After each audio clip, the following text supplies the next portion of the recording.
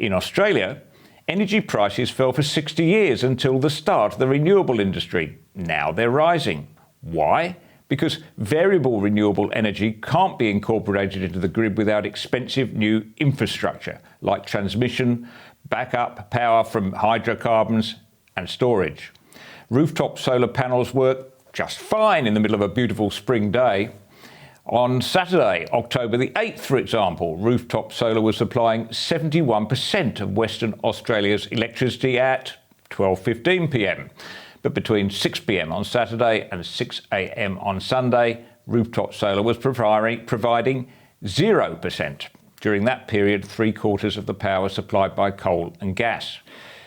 According to Bowen's plan, we can fix this little glitch with batteries, which Bowen tells us are getting cheaper. The trouble is, they are not. The rush for electric vehicles has sent the price of lithium soaring. It's gone up by nearly 500% in a year. The cost of installing a Tesla Powerwall, for example, that's a domestic energy storage unit about the size of a fridge, the cost has risen from less than $10,000 in 2017 to about $19,000 today. None of this should surprise. Improved technology and manufacturing efficiency gains were only going to push battery prices down for so long. The International Energy Authority predicts that by 2040, demand for lithium will rise by 4,200%. Demand for graphite will rise by 2,500%. Demand for nickel will be up by 1,900% and copper by 700%.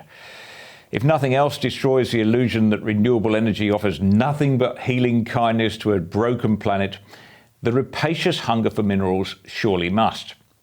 In an influential paper for the Manhattan Institute, Mark P. Mills predicts that meeting the world's transition goals will require dozens of new mines for each of a dozen classes of minerals, each on the scale of some of the biggest mines in the world today, and each requiring tens of billions of dollars in investment.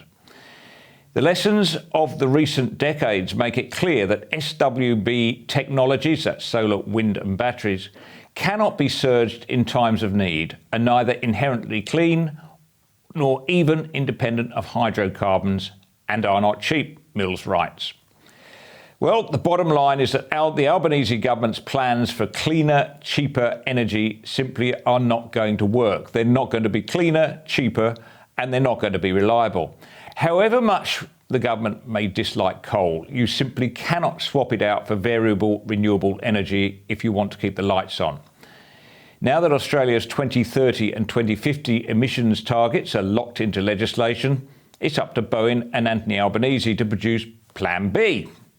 Assuming, of course, they have one.